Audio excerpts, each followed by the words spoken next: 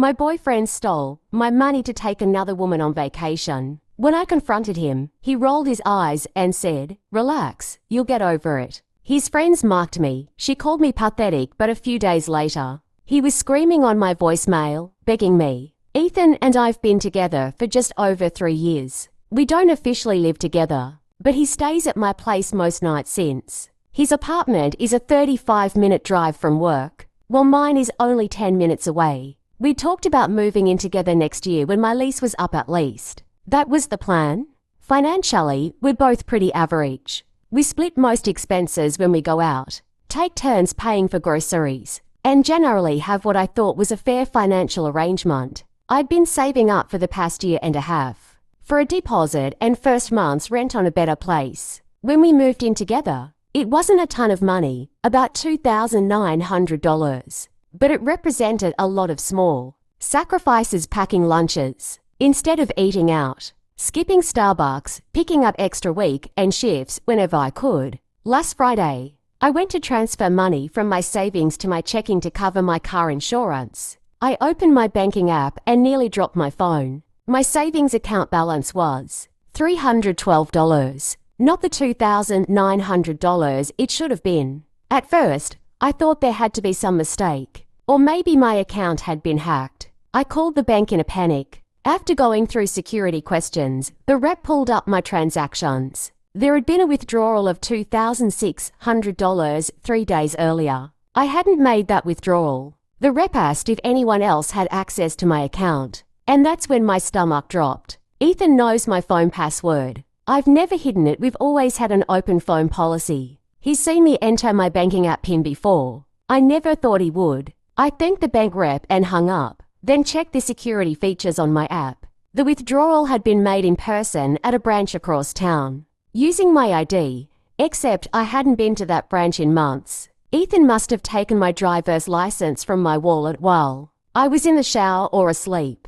I tried calling Ethan, but it went straight to voicemail. I texted him asking where he was and if we could talk. He replied a few hours later, saying he was out with the guys and would be back tomorrow. Something felt off about the whole thing. I spent the night tossing and turning, trying to come up with any explanation other than the obvious. Maybe there was an emergency he hadn't told me about. Maybe he was planning some elaborate surprise. Deep down, I knew I was grasping at straws. The next morning, I checked his Instagram, something I rarely do since he barely posts. There was nothing new on his profile. But when I checked his friend Morris's stories, my world collapsed. There was Ethan, standing on a beach with his arm around a girl I'd never seen before. The caption read, "Day 2 of paradise with these lovebirds, plural." I scrolled through more of Morris's stories and saw even more pictures of Ethan and this girl, Sophie, according to the tags. They were at a resort in the Bahamas,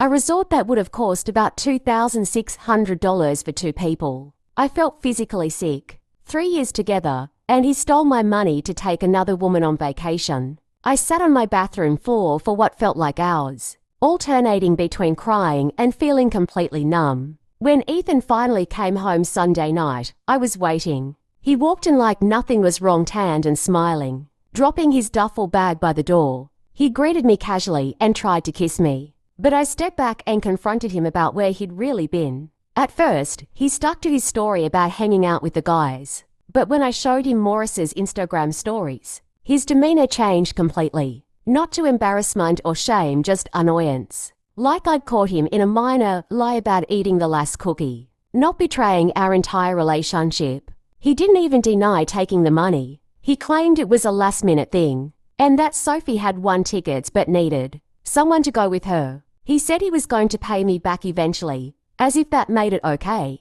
When I pointed out that he could barely cover his half of groceries most weeks, he got defensive. The part that really floored me was when he tried to downplay the theft by saying it wasn't like he'd taken my rent money, it was just sitting there. I reminded him that it was our future apartment fund, money I'd been saving for over a year, and he had the audacity to laugh and say we weren't going to find anything decent for just $2,900 anyway. When I asked if Sophie was his girlfriend, he hesitated just long enough for me to know the truth before denying it. He claimed she was just a friend, But we all know friends don't go on romantic beach vacations together. Throughout the whole confrontation, he was so dismissive, grabbing a beer from the fridge, acting like I was making a big deal out of nothing. When I called him out for stealing and cheating, he looked me dead in the eyes and said, "Relax, you'll get over it." That's when I knew this wasn't a mistake or a one-time lapse in judgment.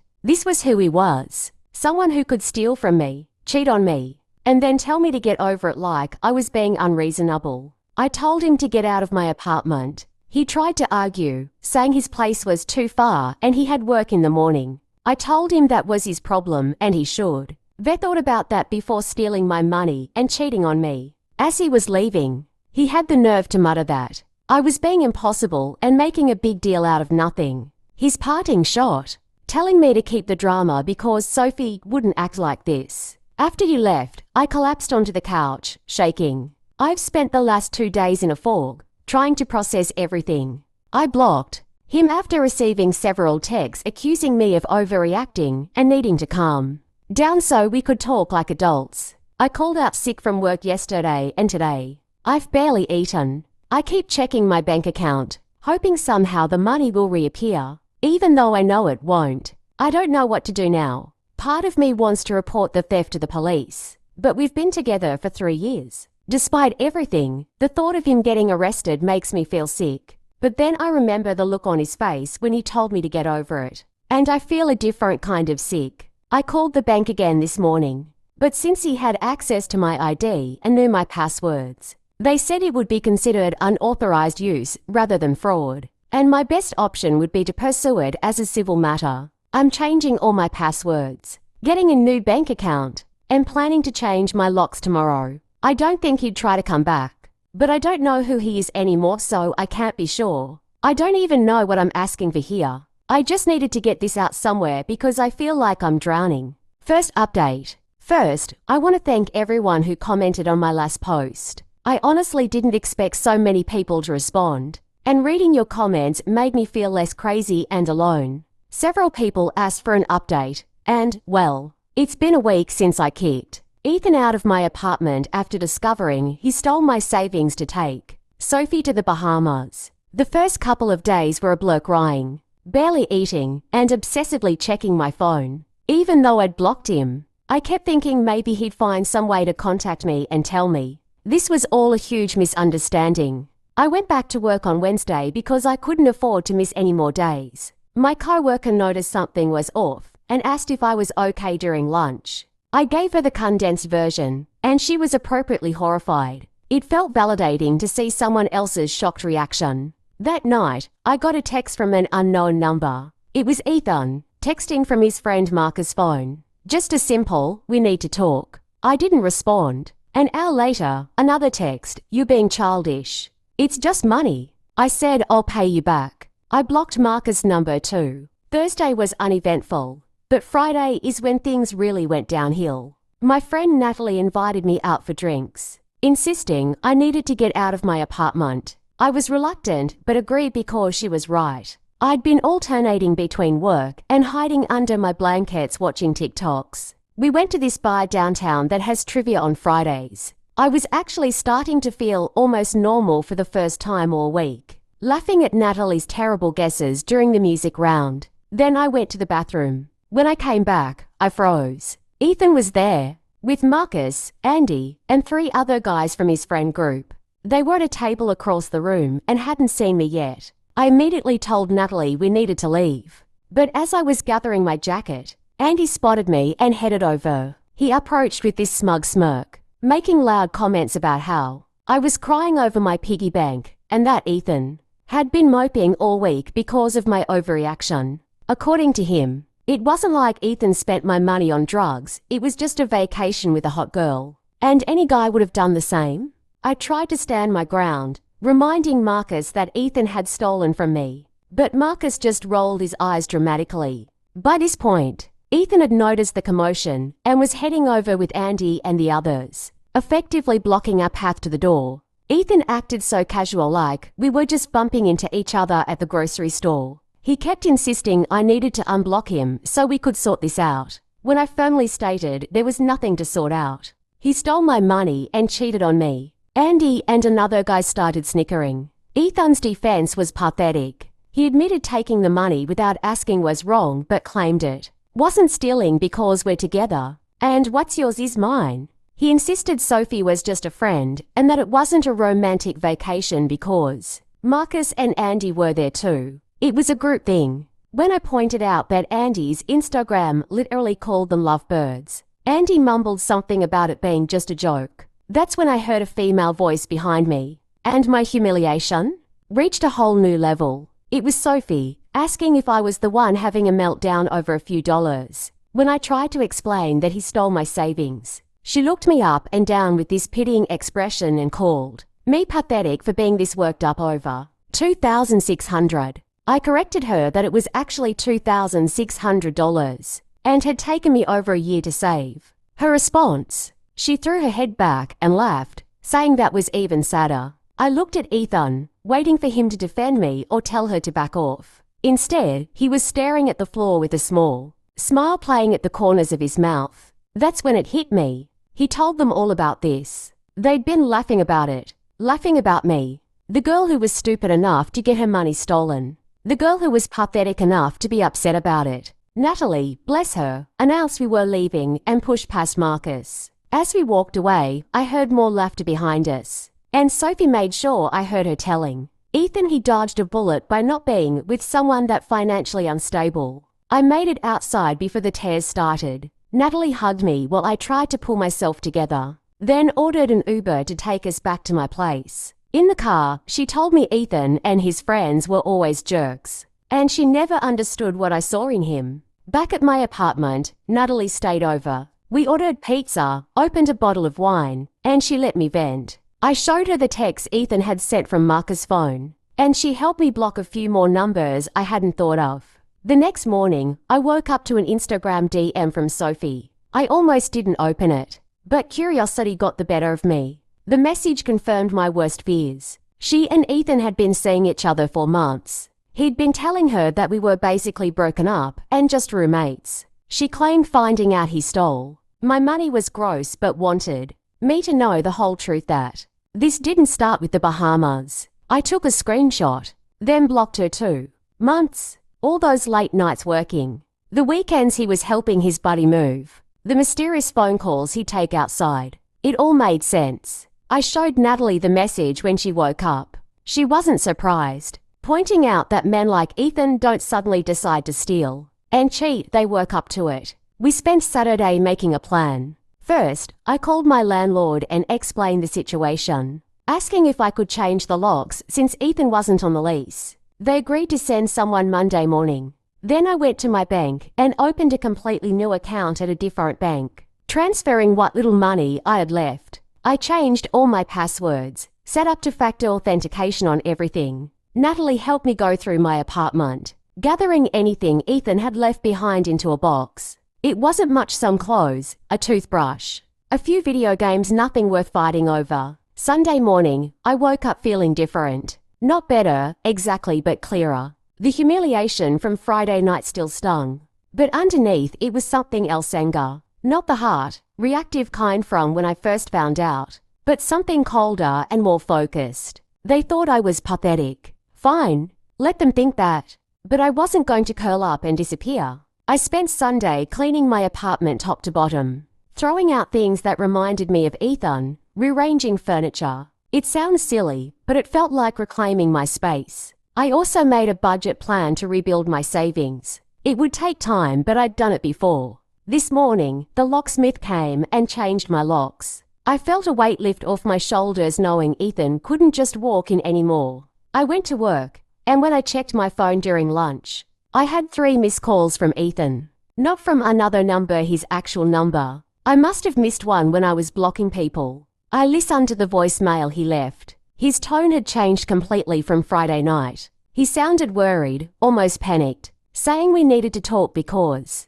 Sophie was saying some crazy stuff that wasn't true, or at least not all of it. He ended with, "I miss you." I deleted it without calling back. When I got home from work, there was a small envelope that had been slipped under my door. Inside was $300 in cash and a note. "Starting to pay you back. Can we please talk?" $300 out of $2,600. And he thought that would fix things. I'm not sure what his game is now. Maybe Sophie dumped him after finding out he's a thief. Maybe his friends got bored of the drama and he has no one to hang out with. Maybe he realized living 35 minutes from work actually sucks. Whatever it is, I'm not playing. The Ethan I thought I knew never existed. The real Ethan stole my money, cheated on me for months, let his friends mark me, and stood by while his other girlfriend called me pathetic. Natalie is coming over again tonight to help me draft a final text, making it crystal clear that we are done and he needs to stop contacting me. She also suggested I document everything in case I need to get a restraining order, which feels extreme, but after the last week, I wouldn't put anything past him. I'll update again if anything significant happens. The envelope slipped under my door was just the beginning. Ethan has now shown up at my workplace twice. I had to tell my supervisor about the situation, which was mortifying. He sent flowers with apology notes and even had his mother call me. I didn't answer. Then, last Thursday morning, I woke up to find my car had a flat tire. At first, I thought it was just bad luck until I noticed a small puncture that looked deliberate. I can't prove Ethan did it, but the timing feels suspicious. I was already running late, so I had to call an Uber to get to work and deal with the tire later. Just another expense I didn't need. That was the final straw. After work, I went straight to Natalie's place instead of going home. I was afraid Ethan might be waiting at my apartment, and I needed space to think. Natalie made us dinner, and we sat down to figure out a real strategy, not just blocking him and hoping he'd go away, but a comprehensive plan to remove him from my life permanently. You need to think of this like a chess game, Natalie said. He's made his moves. Now it's your turn. I've never been good at chess, but I understood what she meant. Up until now, I'd been reacting to Ethan changing my locks after he tried to come over, blocking numbers after he contacted me. I needed to be proactive instead of reactive. We made a list of everything I needed to do. Move out completely while Ethan is at work. Financial disentanglement. Document everything.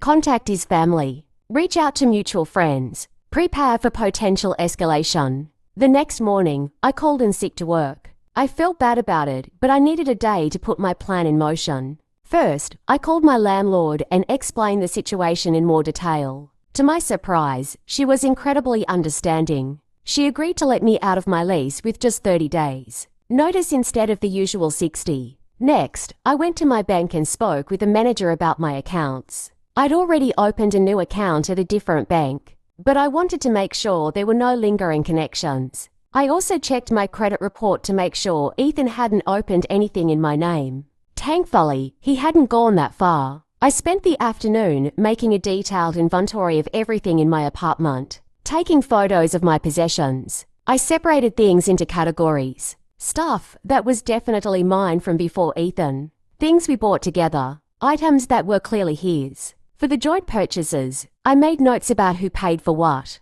That evening, I started packing up my essential items, important documents, sentimental belongings, and enough clothes for a week. Natalie helped me move these to her place for temporary storage. The next big step, contacting Ethan's family. That was the part. I dreaded this part the most. Ethan was close with his parents, especially his mum, who had always been kind to me. I drafted and redrafted my message to her, trying to strike the right balance between being informative without sounding overly accusatory. In the end, I kept it simple and factual. I explained that Ethan had taken money from my account without permission, used it to take another woman on vacation, and, when confronted, had been dismissive and cruel. I attached screenshots of my bank statement showing the unauthorized withdrawal, Andy's Instagram post from Henkin, and Jasmine's message confirming that she and Ethan had been seeing each other for months. Her response came the next morning.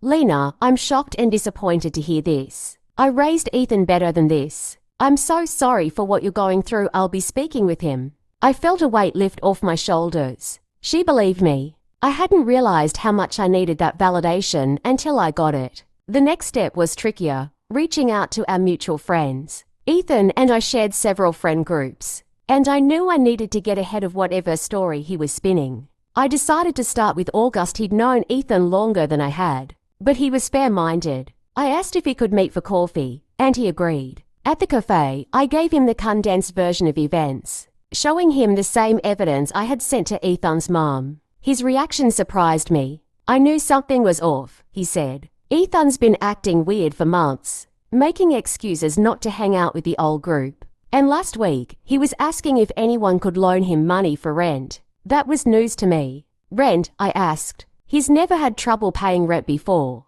He just said he had some unexpected expenses. August shook his head. I guess a trip to Cancun qualifies. Before we left, August promised to set the record straight with our other friends. Not everyone will believe it, he warned. Andy and Morris are too far up Ethan's ass to see reality. But most people will understand. Over the next few days, I kept pushing forward with my plan. I found a small studio apartment across town that I could afford on my own. The landlord agreed to a 6-month lease, and I could move in the following week. I'm never going back. Not after everything that's happened. Not after hearing that voicemail. I also contacted my phone provider and changed my number. I only gave the new number to people I trusted completely. Carla, my family, a few close friends, and my supervisor at work. The hardest part was going back to my apartment to pack everything else. I chose it as day when I knew Ethan would be working a double shift at the warehouse. Carla and August came to help, along with August's pickup truck. We were almost finished when my phone buzzed with a text from an unknown number. Heads up, Ethan just left work early. Said he wasn't feeling well. It was from Danny, a guy who worked with Ethan. We'd met at a company picnic last summer. I hadn't even thought to warn Danny about the situation. But apparently, August had already reached out to him. My heart started racing. We still had at least another hour of packing to do, and Ethan could show up any minute. We worked in tense silence, tossing things into boxes without much organization. Every minute felt like it stretched forever. We had just loaded the last box into August's truck when Ethan's car pulled into the parking lot. August jumped into the driver's seat, while Carla and I hurried into my car. As we backed out of the parking space, Ethan spotted us. The look on his face as he realized what was happening, confusion, then shock, then anger is something I'll never forget. The rest of the day was a blur of hauling boxes, assembling furniture, and jumping every time my phone buzzed. Somehow, Ethan had gotten my new number and was sending a flood of messages, some apologetic, some furious, some pleading. I didn't respond to any of them. Instead, I took screenshots and added them to my growing folder of documentation. That night, sleeping in my new apartment, I felt strangely calm. The place was nearly empty, just a mattress on the floor, boxes stacked against the walls, and a fridge that held nothing but a pizza box and some beer August had brought over. But there were no memories of Ethan here, no dread about him showing up unannounced. The next morning, I woke up to a voicemail from Ethan's mom. She sounded tired and sad. Lena, I spoke with Ethan. He admitted everything. I don't know what to say except I'm so sorry. He wasn't raised this way. If you need anything, please let me know. It's been 3 days since the move. Ethan's attempts to contact me have become less frequent, but more desperate.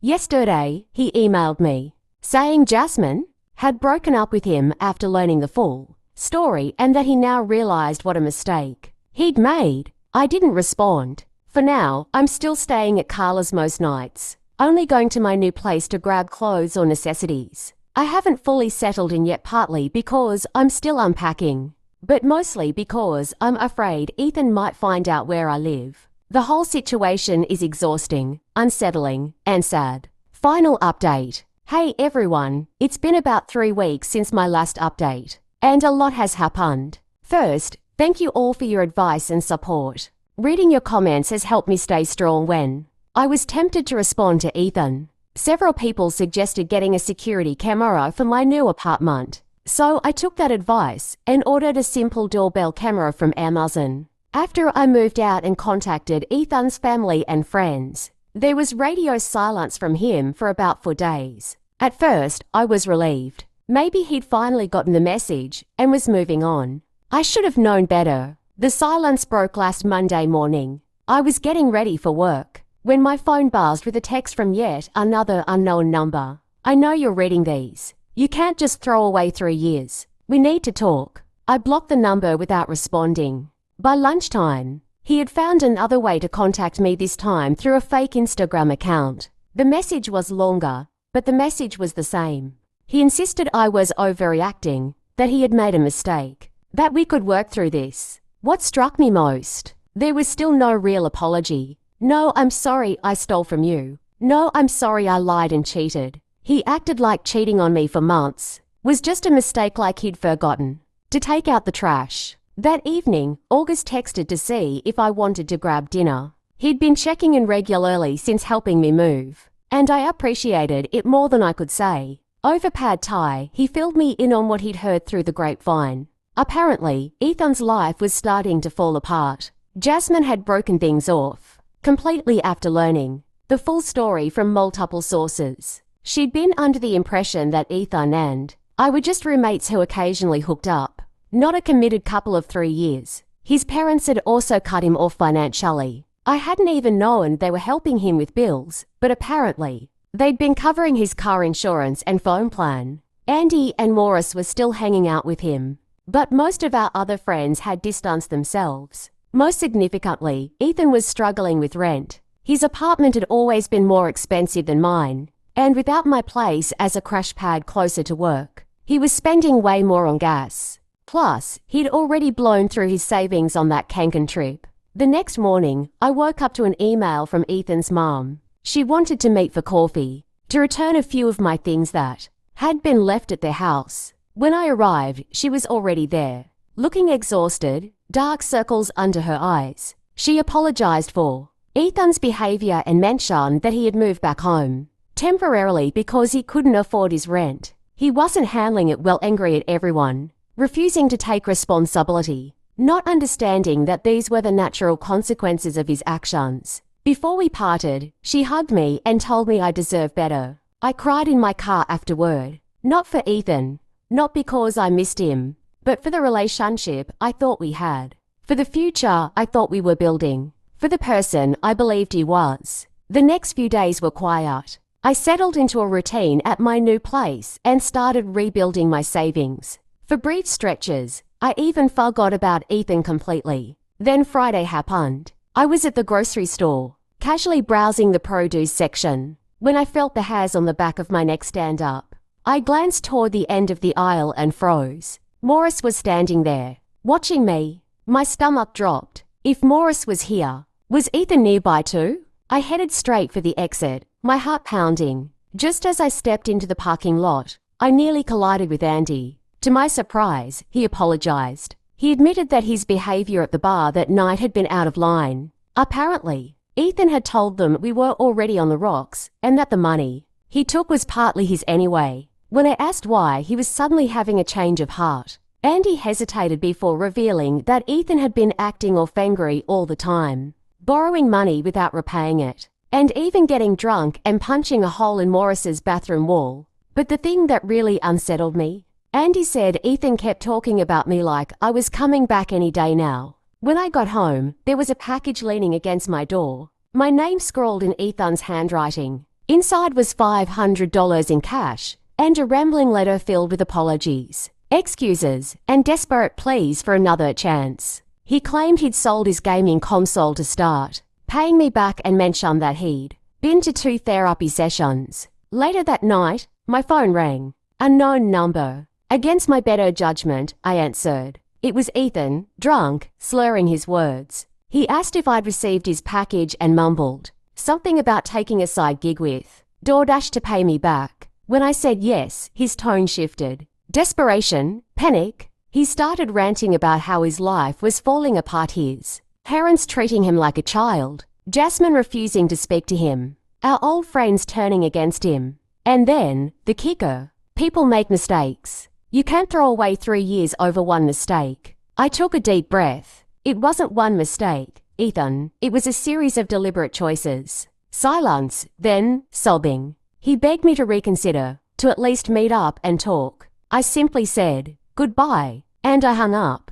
Within minutes, my phone was buzzing with voicemails from different numbers. The first few were tearful, pleading. But as the night went on, they became angrier, more unhinged. The final voicemail, left at 2:37 a.m., was just Ethan screaming, I could only make out fragments. Ruined my life. Never loved me. Then, just incoherent yelling. I saved everything. Screenshots, recordings. I forwarded them. To Carla and August. The next morning, I woke up to a text from Ethan's mom. She apologized for his behavior and said they'd taken his car keys and were looking into more intensive help for him. It's been 2 days since the voicemails. Ethan hasn't tried to contact me again, but I'm still on edge. I've been staying with Carla again just to be safe. I don't know what happens next, but one thing is certain.